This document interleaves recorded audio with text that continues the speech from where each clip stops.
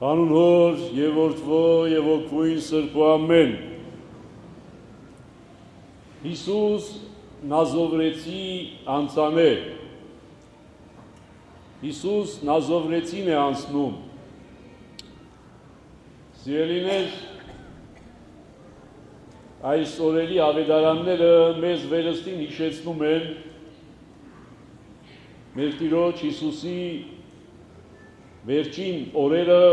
և իմաստնավորի դեպի Երուսաղեմ ընթացքը, երբ որ ինքը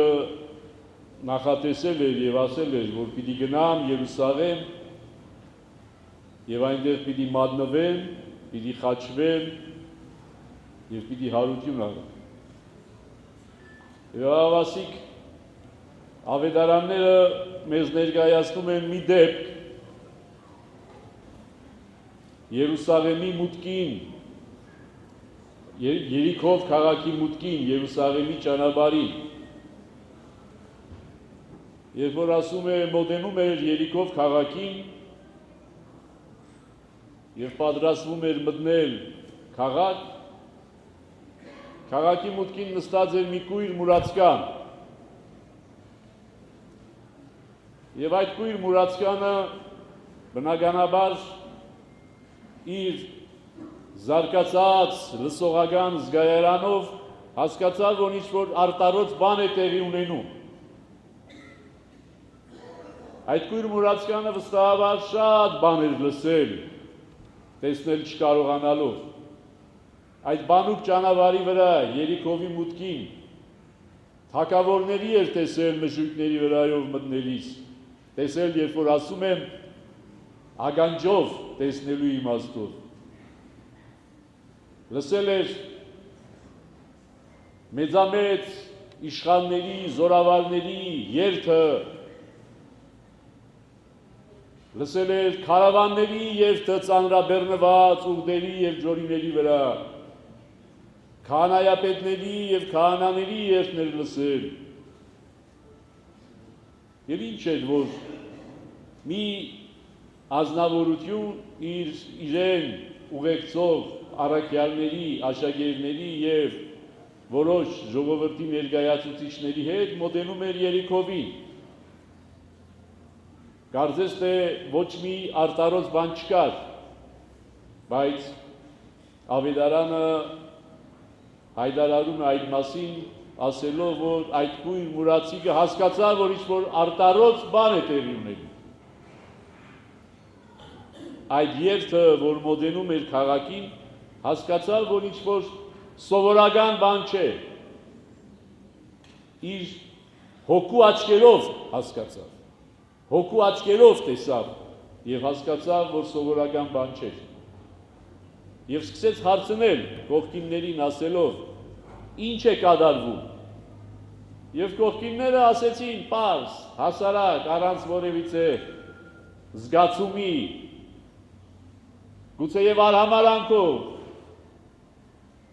բան չկա, Հիսուս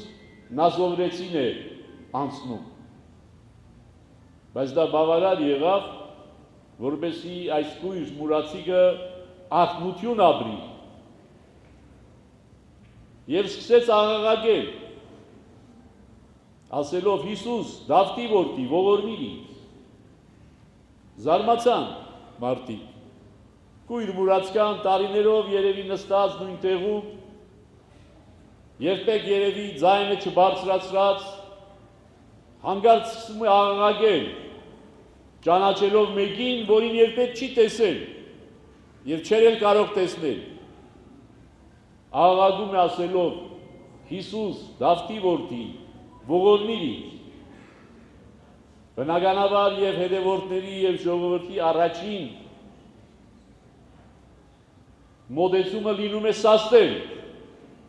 լուր մնա, ինչ ես աղմկում։ Մարդ է, անցնում է, բայց նա ասում է, շարունակում էր աղաղակել և ասել, Դավթի որդի, ողորմիր ինձ։ Լսեց Հիսուս և տերի տվեց և ասեց, բերեք ինձ մոտ։ Եվ բերեցին կույրի ձեռքից բռնած, բերեցին Տիրոջ մոտ եւ Տերը ասաց. «Ինչ ես ուզում, որ քեզ անեմ»։ Ասեց Տեր, որպեսզի բացվեն իմ աչքերը եւ ես տեսնեմ։ Եվ Տերը ասաց. «Թող քո հավատքի համաձայն քեզ լինի»։ Եվ ասում է աչքերը բացվեցին եւ տեսնում էր եւ փառք էր տալիս Աստծուն եւ գնաց Հիսուսի հետևից։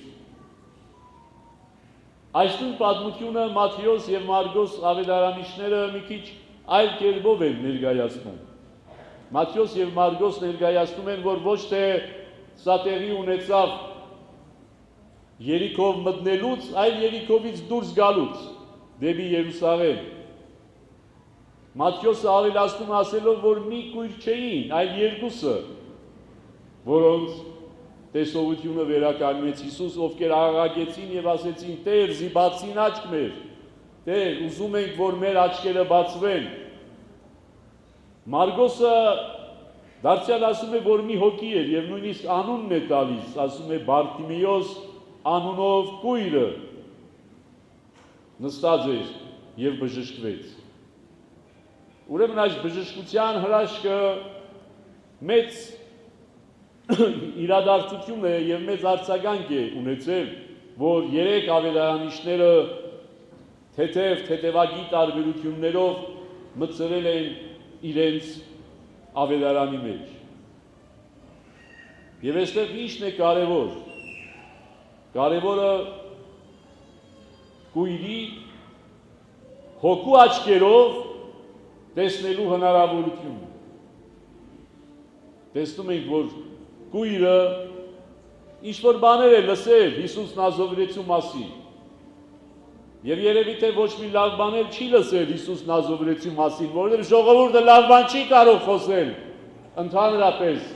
որևիցե մեկի մասին, ով հայտ է ներկայացնում լինելու առաջնորդ, Էլուր մնաց թե հրգիչ, բայց այդ վերլուծությունը, որ կատարել է կույրը իր հոգու խորքում, բացել է իր հոգու աչքերը։ Եվ ինքը հասկացել է, որ այն ամեն ինչ, որ խոսում են Հիսուս Նազովրեցու մասին, չի կարող ճշմարտություն լինել։ Այն բոլոր վայրահաճությունները եւ բամբասանքները եւ զրբարտությունները չեն կարող լինել ճշմարտություն։ Ինքը գիտի, որ Դավթի որդուց չի կարող ծնվել չարիք։ Եվ դրա համար գոռում է ասելով. Հիսուս Նազովրեցի, Դավթի որդի, ողորմիր ինձ։ Այսինքն ողորմություն է խնդրածը Հիսուսից մի կույր մարդու կողմից, ով երևի թե արեգակի լույսը երբևիցե չէր էլ տեսել։ Ուրեմն այստեղ կարևոր մի հանգամանքը հոգևոր տեսողության մասին է։ Բավարար չէ, որ մարդը տեսողություն ունենա, պետք է ունենա հոգևոր տեսողություն, հոգևոր աչք, որպեսզի հոգևոր աչքով տեսնի իր փրկությունը։ Մարմնավոր աչքով սեփական փրկությունը տեսնել չես կարող։ Հոգևոր աչքով կարող ես տեսնել քո փրկության ճանապարհը։ Եվ ահավասիկ էր, որ Հիսուս կանչում է իրեն։ Այդ կույր մուրացկանը, որ նստած էր այդտեղ պարզապես մուրալու համար, օրվա հացը մուրալու համար, Տիրոջից փող չէ, որ ուզում է, դրամ չէ ուզում է, այլ ասում է Տեր, թող բացվեն իմ աչքերը եւ տեսնեմ։ Տեսողություն է ուզում, տեսնելու հնարավորություն է ուզում, տեսնելու կարողություն է ուզում, մեկ օրվա դրամ չէ ուզում, ապագա է ուզում, առաջընթաց է ուզում, մարդկանց եղբայրության հետ հավասար ընթացք է ուզում, բոլոր մյուս իր եղբայրներին քույրերին նմանվել է ուզում։ Եվ ասում է Տեր, բաց իմ աչքերը։ Բայց այստեղ երկրորդ հանգրվանը կա։ Այո, կույրը ուզում է տեսնել։ Բայց այդ մարդը հասուն տարիքում էր։ Առնվազն կարող էր լինել երիտասարդ։ Ինչ է նշանակում, եթե մարդը ամբողջ կյանքը անցնում է կուրության մեջ։ Նշանակում է աշխատելու անկարող, նշանակում է ոչ մի արհեստ չունի, նշանակում է ոչինչ չի կարող անել։ Եվ կուրությունը կարծես թե իրեն ապահովում է, որպես ինքը ոչինչ չանելով, մուրալով ապրի, բայց ինքը համարձակություն է ունենում գնալու դեպի անհայտը։ Վերցնում է իր վրա այդ պատասխանատվությունը դեպի անհայտը գնալու, այլևս չի կարող մուրալ։ Բաց աչքերով մուրալ չի կարող։ Իր ապագան անորոշ է, բայց ինքը այդ անորոշությունը ընտրում է Աստուծո հետ, քան թե որոշակիությունը առանց Աստծո։ Սա է կարևորագույն քայլը, որ կատարում է կույրը։ Ավելի լավ է Աստուծո հետ անորոշություն, քան թե սատանայի հետ որոշակիություն։ Ավելի լավ է տեսնեն եւ Հիսուսի հետ քայլեն եւ չգիտեմ թե ինչ կլինի իմ ապագան, քան թե հստակ նստեմ եւ շարունակեմ մնալ տիղմի եւ փոշու մեջ եւ օրվա հացս վաստակեմ եւ գոհանամ օրվա հացով, ոչ թե Աստծուց, այլ տվողից, այդ գրոշը ինձ նետողից։ Սա այս պատմության կարևորագույն պատկամն է, որ փոխանցում է ավետարանիչը, որը հաճախ եւ մեծավ մասամբ մենք չենք նկատում։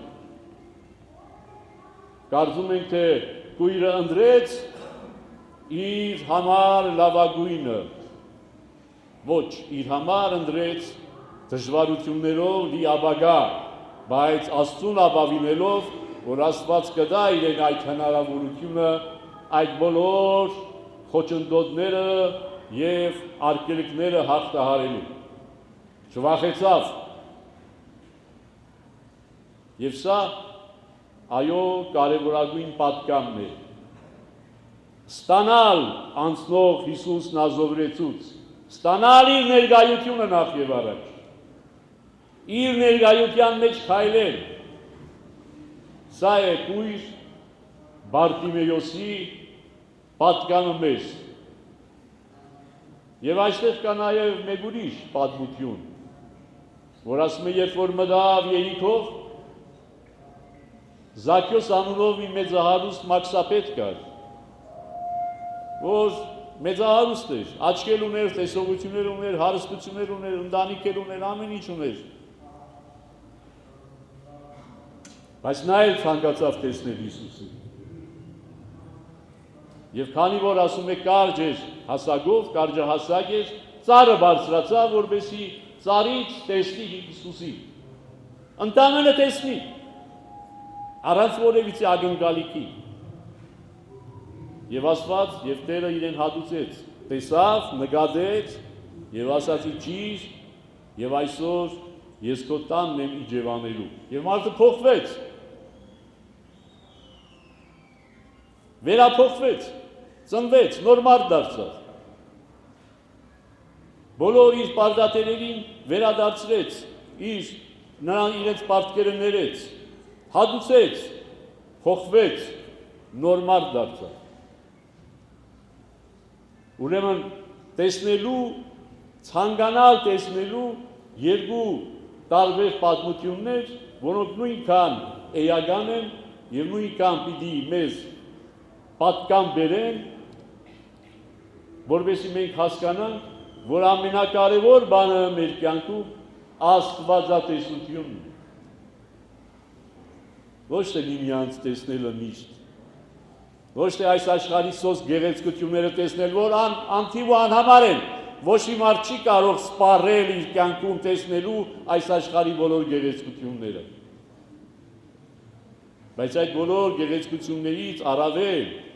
պետք է տեսնել այդ բոլոր գեղեցկությունները ստեղծողի աստվածատեսություն պետք է ունենալ։ Հոգու աչքեր պետք է ունենալ։ Նույնիսկ նյութական աչքերով Աստծուն պետք է փնտրել, որովհետև այդ անթոք տիեզերական գեղեցկությունները, որ մեր առջև փռվում են, արարչի փառքն են հյուսում։ Երկինքը պատմում է Տիրոջ փառքի մասին, ասում է Սաղմոս 2։ Աստղազարդ երկնքին, երբ որ նայում ենք, Տիրոջը պիտի տեսնենք, ոչ թե պարզապես Աստղեր։ Գեղեցիկ բնության տեսարաններին, երբ որ նայում ենք, Աստծուն պիտի տեսնենք։ Մեր եղբայրներին եւ քույրերին, երբ որ նայում ենք, եւ որևիցե մեկին գեղեցիկ ենք համարում, այդ գեղեցկության հետևում հեղինակին պիտի տեսնենք, Աստծուն, միակ եւ մնայուն գեղեցիկի, որովհետեւ մեր գեղեցկությունը անցողիկ է, ժամանակավոր, խաբուսիկ։ Եվ ուրեմն այս պարզ ավետարանական պատմությունները մեզ խոսում են այս մասին, թե որքան կարևոր է փնտրել Աստծուն, ցանկանալ տեսնել Աստծուն, հոգևոր աչքերով եւ այո նաեւ նյութական աչքերով, տեսնել Աստուծո ստեղծագործությունը եւ հիանալ Աստուծով, ախիվ առաջ Աստուծով եւ ապա իր ստեղծագործությամբ։ Այսօր երկրորդ զարգազարդ է։ Այսօր էլ Հիսուս ի տարբերություն այդ մեր պատմած պատմությունների, այսօր էլ մտնում է վերին Երուսաղեմ։ Եվ այսօր էլ հրեշտակներն են խառնվել իրար, ասում են, ով է որ գալիս է։ Եվ ասում են, թագավոր, փառքի թագավորն է գալիս։ Նա ով ապրեց իբրև Հիսուս Նազովրեցի, եւ վերադառնում է իր հոր կողքին որպես անմար թագավոր։ Այսօր էլ երկնքում տիրում է այդ նույն ընթացքը, ինչ որ տիրեց Երիքովի մուտքին եւ ելքին։ Հիսուս անցնում է եւ իր շուրջը փոխվում է ամեն ինչ։ Եվ իր շուրջը կարող է փոխվել ամեն ինչ։ Եթե ցանկանում ես նկատել անցնողին իբրև Հիսուս Նազովրեցի, իբրև փրկիչ, իբրև թագավոր, իբրև Աստված, իբրև Տեր։ Շատերը այդտեղ ներկա էին Երիքովում։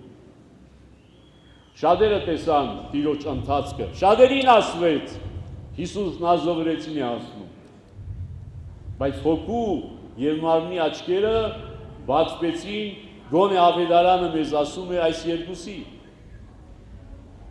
Կույր Մուրացկանի եւ Զաքիոսի, որին ոչ ոք չէր սիրում, որովհետեւ մաքսավոր էր, հարգահավաք էր,